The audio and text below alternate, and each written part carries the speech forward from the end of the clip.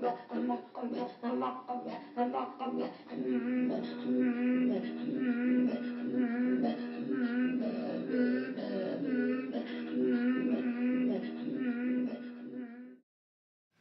peux dire que j'ai débuté sur des chapeaux de roue une carrière anthropologique, poursuivant les travaux sur la confrérie mouride, puisque je vais sur le terrain en 73 et en 76. Actif dans les publications, puisque je co-dirige une série d'ouvrages, publiant un peu, si j'ose dire, à droite et à gauche.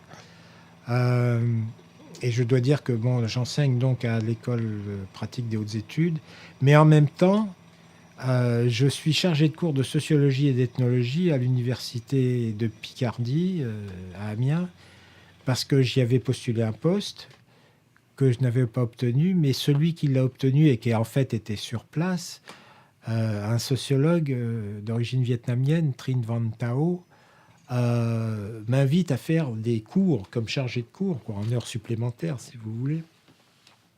Il fait venir 2 ou 3 personnes d'ailleurs. Et donc, pendant des années, je vais être chargé de cours à Amiens. Je pars une journée par semaine. J'y fais 4 ou 5 heures de cours en anthropologie, en sociologie du développement, etc. Et sans savoir que bien plus tard, j'y serai élu professeur. Donc, j'ai toutes ces activités et puis je reçois une invitation pour les États-Unis et peu après une autre pour le Québec. Alors pour les États-Unis, c'est simple. Était venu inviter au laboratoire d'anthropologie sociale l'anthropologue américain Sidney Mintz, spécialiste de Porto Rico, du sucre, des esclaves et tout ça, et que je rencontre évidemment, avec qui je sympathise beaucoup, et qui participe dans les temps modernes à l'écriture d'un article sur le thème anthropologie et impérialisme, où il développe l'idée qui aujourd'hui est un lieu commun, mais moi je n'y avais pas pensé, tellement c'était évident, vous me direz. L'anthropologie américaine avait ses colonies à l'intérieur, donc elle n'a pas eu besoin de faire le tour du monde pour trouver des populations primitives. Il y avait un Indien au bout de chaque ligne de chemin de fer, et voilà. Donc, plus les esclaves d'origine africaine. Donc, c'était un texte extrêmement intéressant. Et Sidney Mintz ouvre le département d'anthropologie à The Johns Hopkins University. Alors, c'est une université très célèbre, très prestigieuse, mais qui n'avait pas de département d'anthropologie jusqu'alors, qui avait un département d'histoire, et notamment d'histoire africaine, absolument impressionnant à cette époque-là, et où on lance un programme atlantique, donc d'études sur la traite des esclaves, les cultures africaines, les cultures négro-américaines ou afro-américaines, etc. Et il me dit, comme tu t'intéresses à l'anthropologie américaine, viens voir comment ça marche. Et donc, je suis invité toute une année à aller enseigner. Et effectivement, je fais le cours 101 de culture africaine. Je suis très content, ça marche bien. Et bon, je pourrais épiloguer sur la qualité de l'accueil et surtout sur la qualité de la bibliothèque de The Johns Hopkins University, dont je rêve tous les jours. Et puis, je reçois l'invitation d'Yvan Breton pour venir à l'Université Laval. Alors, Renaud Santerre vient d'être nommé doyen. Il y a eu d'autres facteurs que j'ai dû oublier. Et donc, je vais à Hopkins pour l'année 75-76. Je fais du terrain au Sénégal et je passe janvier à juillet 77 à l'Université Laval. Alors, j'ai failli ne pas arriver à l'Université Laval parce que le premier semestre 76-77, donc de l'année 76, l'Université Laval est entièrement fermée. Elle est en grève. C'est la première fois que j'entends parler d'une grève d'enseignants d'université qui arrive à faire fermer. Et donc, ce sont des contrats de droit privé par rapport à ma connaissance que j'ai de la fonction publique française. Et donc, il y a des questions d'échelle des salaires, de niveau de ceci, des congés, enfin, toutes sortes de choses que les enseignants anthropologues français, même intéressés par le travail, ne discutent jamais une seconde. D'ailleurs, quand je suis allé aux États-Unis, je n'ai pas vraiment discuté mon salaire. J'ai découvert que je n'étais pas très bien payé. Et on m'a expliqué ce qui était vrai en partie, c'est que quand on est assistant professor, on n'est pas très bien payé à Hopkins. Et puis alors après, par contre, on est mieux payé qu'ailleurs. Bon. Euh, toujours est-il... Donc, j'ai pas pu négocier mon salaire à Hopkins. Par contre, à Laval, je suis invité pour le premier semestre.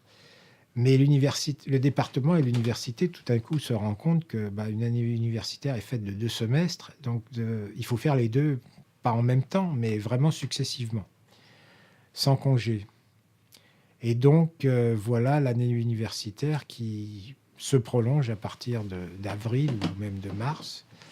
Et on me demande si je veux rester. Alors, je saute sur l'occasion. Je viens d'avoir une fille. L'université est très accueillante et pleine de ressources matérielles et institutionnelles et humaines. Mais alors là, je dois dire que mon collègue, directeur du département de l'époque, je ne sais pas si je dois signaler son nom, veut m'engager comme chargé de cours ou chargé de conférence, c'est-à-dire payé au cours. Alors je lui explique que passer du simple au quart ou au tiers du salaire pour faire exactement la même chose, sinon plus, puisque maintenant on me connaît et que je vais être encore plus sollicité qu'à mon arrivée en janvier, ça n'était pas très moral et très bien. Et le doyen qui suit les affaires de près arrive à convaincre son collègue ou à trouver les moyens, je ne sais pas, mais enfin je suis recruté à plein temps pour le 2e semestre. Et donc j'enseigne l'ensemble d'une année universitaire et je vois la naissance de la revue Anthropologie et Société, puisqu'elle naît cette année-là et que je participe, disons, à son dernier comité de rédaction de préparation. La revue n'est pas encore vraiment parue, mais on fait les petits derniers bricolages de l'impression. Et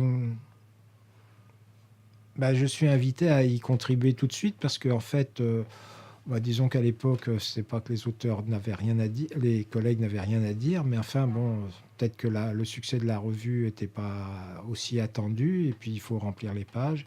Et donc, dès 77 et 78, j'y publie un article, et notamment celui en 78, qui est un peu la question de cours pour les Québécois, je dois le dire franchement. Qu'est-ce que c'est que le structuralisme et le marxisme dans l'anthropologie française?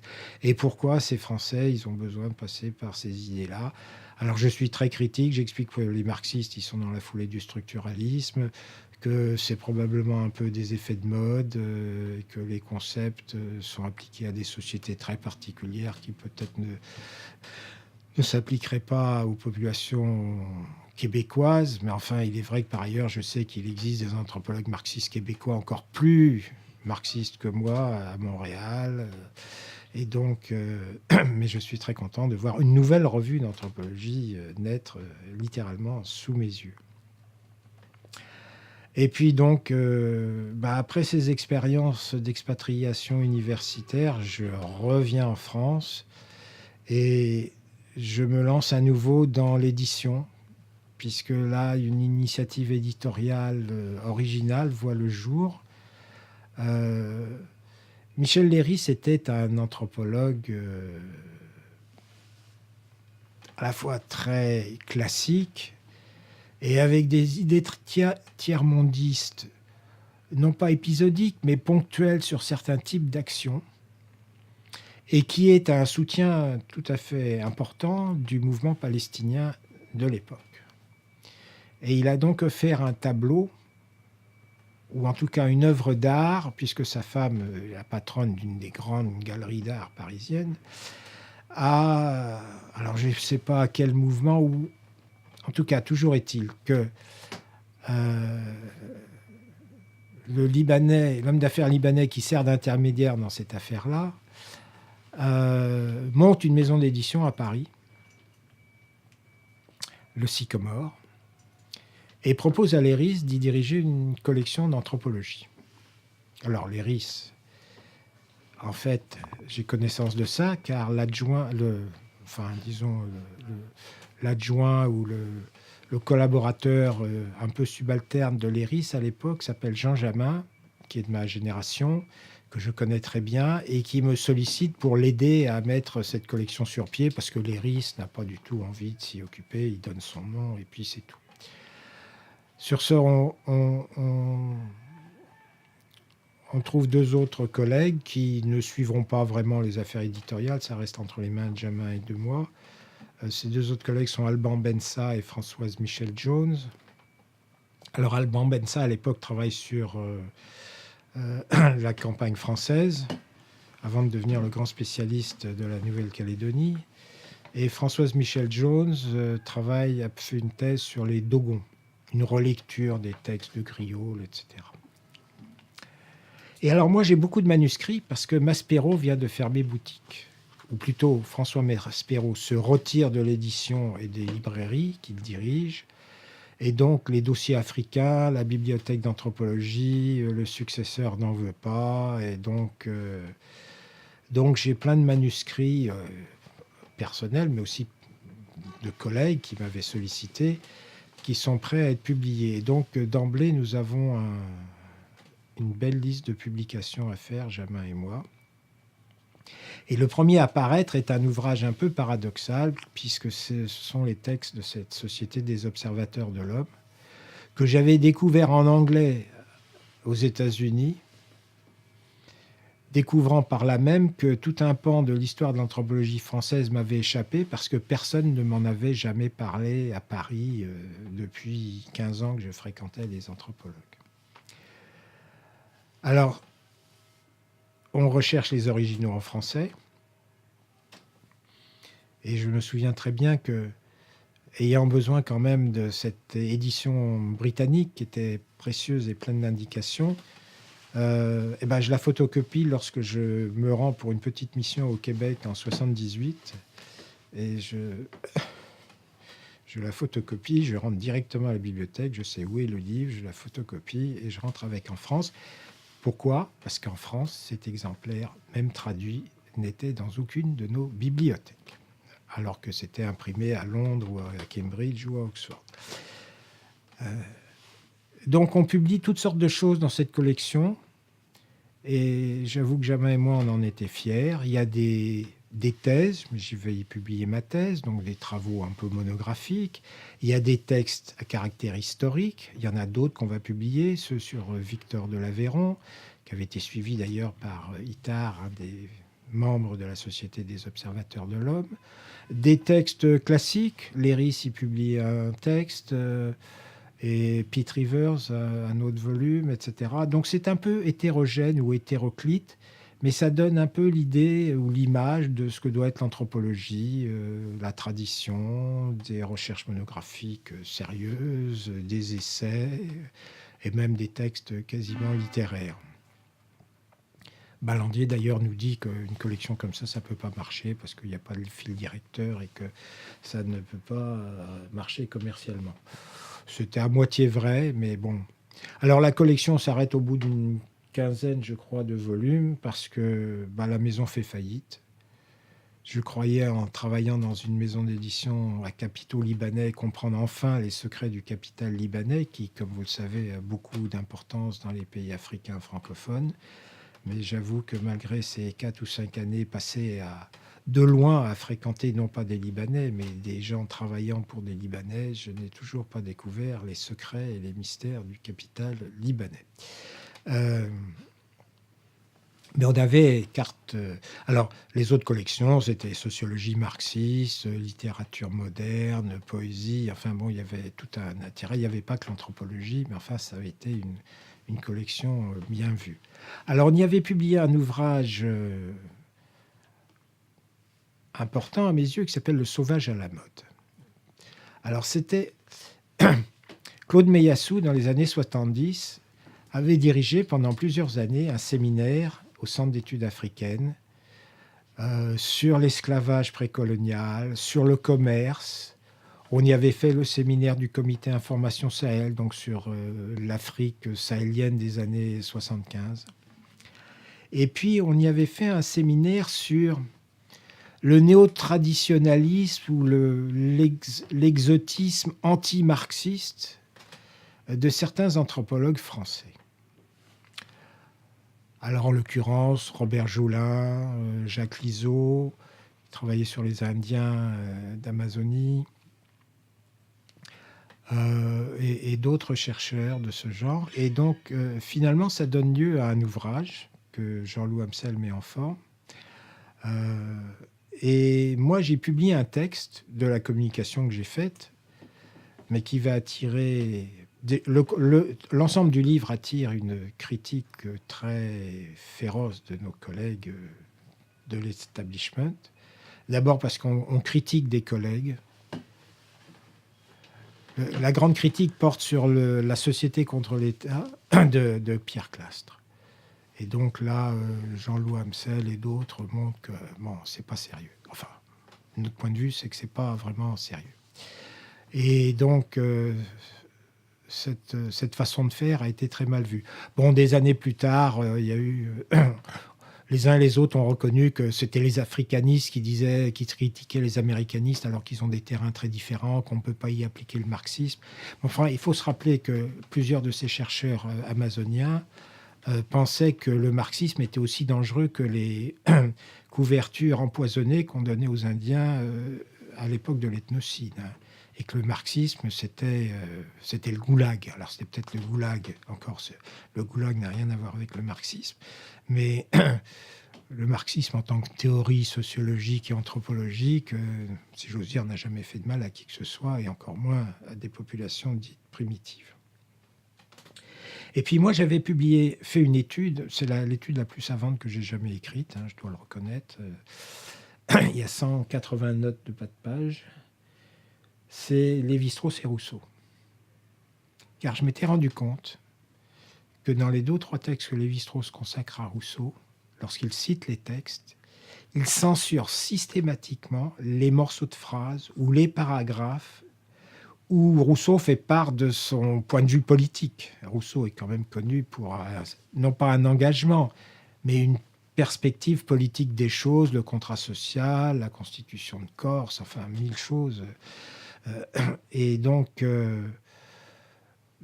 citer Rousseau comme le fondateur de l'anthropologie française, c'est une chose, mais le citer à tort, c'est bien plus grave. Et j'avais en tête d'ailleurs de faire la même chose sur Mauss, car j'estime que Lévi-Strauss a aussi, ça c'est reconnu, tout le monde il y a eu beaucoup de textes là-dessus, que Lévi-Strauss a inventé un Mauss qui n'existe pas. Mais moi, j'étais surtout concerné par Rousseau parce que bon, ça me parlait en tant qu'anthropologue du politique. Et donc, j'écris un long article sur Lévi-Strauss et Rousseau ou la censure du politique. Et alors là, même Jean Pouillon, que je connaissais bien et qui m'estimait, mais d'autres membres m'ont dit, là j'ai critiqué la statue du commandeur. Je veux dire, on a le droit d'écrire des choses sur Clastres, Jolin, etc., mais Lévi-Strauss, intouchable. On est en 78. Donc ce livre n'a eu aucun écho dans les revues d'anthropologie. On a été considérés comme des moins que rien, frappant en dessous de la ceinture. Alors, ça dit quelque chose sur l'esprit. Bon, il y avait un esprit polémique, mais sur le refus d'argumenter la polémique en retour. Après tout, nous, on était assez expérimentés, j'allais dire politiquement, pour qu'on nous fasse des remontrances sur nos travaux ou sur la manière de... Mais là, c'était... Lorsqu'on parle de l'anticommunisme primaire, d'habitude, on voit ça au niveau, j'allais dire, de Jean-Marie Le Pen ou de, je sais pas, de la droite française des années 60, 50, 60. Mais en fait, on s'est rendu compte que il existait un anti-marxisme primaire chez des chercheurs qui étaient docteurs d'État et qui auraient dû savoir mieux que ça que Marx était un être compliqué et que le marxisme en anthropologie, qu'est-ce que c'est que cette invention théorique et conceptuelle? Donc voilà, ça, c'était une espèce de fin de non-recevoir. Et bon, le sauvage à la mode, je pense que pas le contenu. Enfin, le contenu, si, mais le thème est toujours valable parce que le sauvage est toujours à la mode, même il est devenu à une grande mode, puisqu'il y a la mode ethnique, les restaurants ethniques et tout ça depuis déjà longtemps, mais à l'époque, c'était pas encore très marqué. Alors, tout ça, c'est un portrait qui laisse montrer que bon, les cases d'une carrière se construisent, mais en fait, à ce moment-là, je suis en train de bifurquer. Et donc, c'est le problème des bifurcations de thématiques de ma carrière. Je peux mener de front le terrain sur le Sénégal et la confrérie mouride, et puis l'anthropologie politique et l'anthropologie critique. Mais là, je m'éloigne un peu du terrain, non pas sénégalais, mais paysan et arachidier. À la fin de l'année 76, un collègue de l'université McGill, Peter Godkin, que je connais très bien puisque j'ai déjà débattu avec lui dans les cahiers d'études africaines, spécialiste des classes laborieuses, pour employer ce terme, on dirait secteur informel, classe ouvrière aujourd'hui, qui s'occupe un peu de la revue qui est publiée sur le travail à McGill, m'écrit pour me dire, donc c'est avant que j'arrive à Québec, à Laval, qui me dit: je suis en train de constituer une anthologie sur le travail en Afrique à l'époque coloniale et j'ai pas d'auteur français. Alors il me dit: c'est pas possible, qu'est-ce qui se passe? Il me faut un français. Alors je lui réponds que les Français, le seul qui a écrit sur la classe ouvrière ou les mouvements ouvriers africains, c'est Jean Surécanal, un géographe africaniste, devenu plutôt historien, qui a publié 2 ouvrages sur l'histoire de l'Afrique en 58 et 60, qui ont eu un succès considérable, qui ont été traduits en anglais. Et Jean Surécanal est un membre du Parti communiste, très orthodoxe, mais en même temps très anticolonialiste et extrêmement ouvert et gentil. Donc je propose qu'on traduise un de ses textes sur la grève des cheminots du Dakar, Niger. Et puis, je propose qu'on traduise aussi un texte de Gérard Altab, qui n'est pas sur les ouvriers, mais sur les mouvements sociaux à Tananarive, à Madagascar, où il y a eu des mouvements sociaux très puissants au milieu des années 70. Et Gérard Altab a une forme d'analyse du mouvement social tout à fait originale. Donc, ces traductions sont acceptées, et moi, je suis invité à coécrire l'introduction avec Peter Godkin et un sociologue du travail et des migrations, Robin Cohen, britannique. On fait connaissance lorsque je viens à Québec. Et du coup, je me rends compte qu'il existe une littérature assez importante déjà à l'époque sur les classes ouvrières, les mouvements sociaux, les mouvements syndicaux africains, et qu'il n'y a rien en France, en français. Rien en France, c'est-à-dire rien sur l'Afrique francophone. Certes, il y a beaucoup de textes peut-être très militants, mais pas d'analyse historique ou sociologique ou anthropologique. Donc je décide de me consacrer à la diffusion des travaux britanniques, américains, sud-africains, etc., et à m'y mettre moi-même lorsque le temps sera venu. Et donc, ça a été beaucoup plus important que mon engagement, disons, confrérique et paysan, puisque après tout, l'intérêt pour les paysans, stricto sensu, entre la Côte d'Ivoire et le Sénégal, ça a duré une douzaine d'années, au maximum, une quinzaine d'années. Là, pendant 20-25 ans, je vais diriger un séminaire à l'École des hautes études autour de ce thème. Je vais participer à de nombreuses publications. Je vais animer un réseau avec d'autres chercheurs. Enfin, ça va être, disons, pas l'affaire de ma vie, mais ça va être vraiment le grand domaine dans lequel je vais m'inscrire. Et ce qui me permet aussi de rester en continuité avec mes travaux critiques de l'anthropologie marxiste, parce que là, l'ouvriérisme en France règne à plein, pas chez les Britanniques et les Américains, mais chez les Français, qui, dès qu'ils voient des ouvriers, pensent marxisme et communisme, alors que ça n'a aucun rapport. Et je finirai par me lancer sur un terrain ouvrier à partir de 80, pendant 4-5 ans, me rendant à plusieurs reprises au Sénégal, pour faire des enquêtes dans des usines, dont une, finalement, n'est que la suite de mon terrain initial, puisque c'est la grande huilerie Le Sueur de Dakar qui fait de l'huile à partir de l'arachide cultivée par mes paysans mourides. Euh, donc, cette réorientation, en quelque sorte, m'occupe beaucoup. Je fais du terrain assez approfondi et malheureusement, pour une raison de conjoncture, mais aussi d'hétérogénéité ou de dispersion de mes intérêts, j'en dépouillerai fort peu les données. D'autant qu'en 85, je suis conduit à m'arrêter sur ces travaux, puisque je vais aller passer 4 ans au Kenya, ce qui n'a aucun rapport.